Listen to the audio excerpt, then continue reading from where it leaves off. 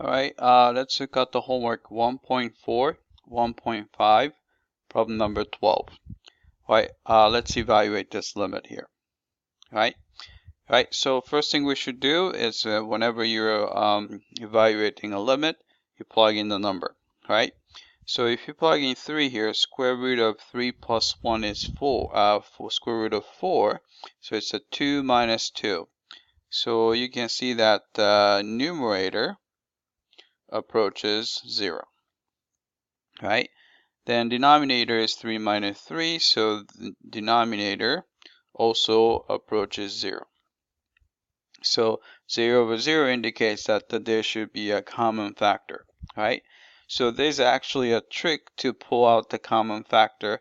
It's actually very difficult to see that there's going to be a common factor, right? So I'm going to actually multiply top and bottom by something very similar to the numerator except for a different sign. So you have a square root of x plus 1 plus 2, right? We're going to have to do the same thing to the denominator. So we're going to have a square root of x plus 1 plus 2, right? And remember that when you have a minus b times quantity a plus b, this is going to be equal to a squared minus b squared, right? So in this case, you can see that the a is the square root of x plus 1 minus b is 2. Then you have a plus b. So we can use that trick.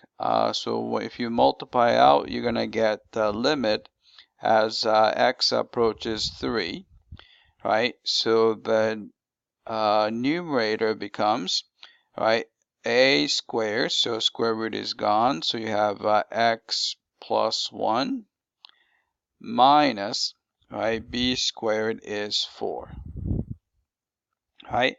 So denominator, there's not much we can do, so it's going to be a quantity x minus 3 times square root of x plus 1 plus 2, right?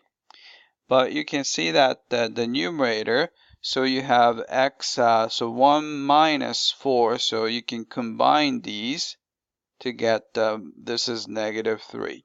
So you have x minus 3 over, here's x minus 3 again. So we can cancel the numerator and the denominator, so you get 1 on top. So if you clean it up, you're going to get the limit as x approaches 3, 1 over square root of x plus 1 plus 2, right? Then you plug in 3 for x, you're going to get 1 over, right? Square root of 3 plus 1 is square root of 4, so it's a 2 plus 2, which will give us 1 over 4, right? So let's type it in. All right, so we got 1/4. All right, so let's check the answer. All right, it came back and looks like we got this one correctly here. All right, that's it. I hope that this was clear.